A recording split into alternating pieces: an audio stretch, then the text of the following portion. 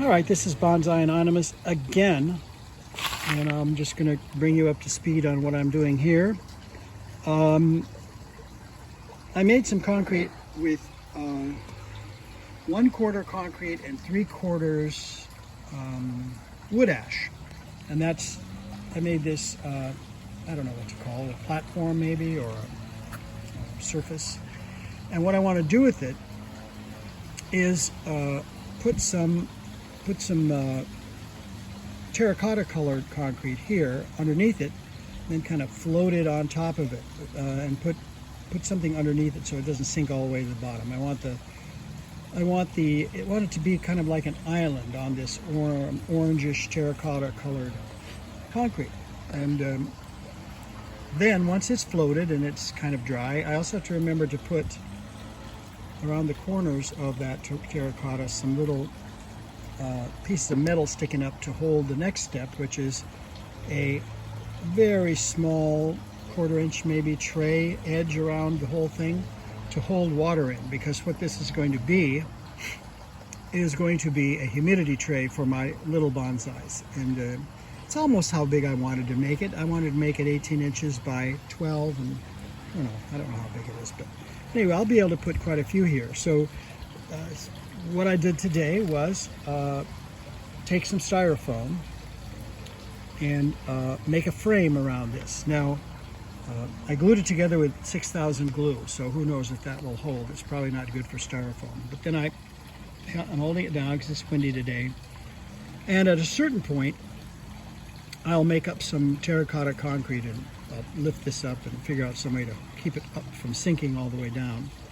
I have a few ideas. I have these little colored springs, which I like, but they might be just about the right size to do this. I don't know. Okay, so that's the next step. Is after this gets as dry as it's going to be and I determine that it will work, then I'm going to make that concrete up, float it in here. And I'm also going to put some metal pieces in it too, because this is mostly wood ash, and I don't know that really, how strong that is. I'm guessing not very strong. So, all right, so now we've got the terracotta concrete in here with something to keep it strong, little pieces of bonsai wire mixed in maybe, and some other kind of spacers to lift this thing up slightly. No, it's a good 1/4 inch underneath the level here, and that's kind of, I want it kind of up to that level. So then that's all done. Then I put the little rim around it to hold the water in, because it's a humidity tray. This is up a little bit because I don't really think that you want the bonsai pots to be sitting in water. Okay.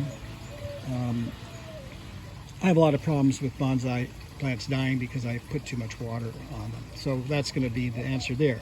Then one last step, which I'm not sure about yet, but I found some cool Japanese characters that I can put on top of this using little rolls of clay to make the calligraphy marks, and that's yet to be seen. I've got it all drawn out on graph paper, but that transferring it from that to this and making it look decent is going to be tough.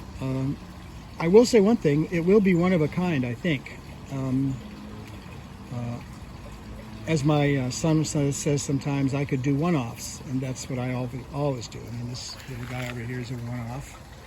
I'm going to look at this later today and see if I can get the water to pump through the nozzle up here from the pump, which will be down in the water down there. So that's another project, but a one-off. Not mass producible, fortunately. The other thing about my projects is that they provide their own security. For instance, this is too ugly and heavy to try to steal, and this is going to be something that's going to evoke pity. I should probably call my channel Pity Bonsai, and ask for pity likes. I'll take them. If you want to give me a like out of pity, I'll take it. And as I looked this morning, I had only 60 subscribers, so I'm going to start saying please subscribe and like. I've got 60, 999,940 more, and I will get to my first million. And you can be, if you're not already, you can be among that million. So start today. This is Bonsai Anonymous, out.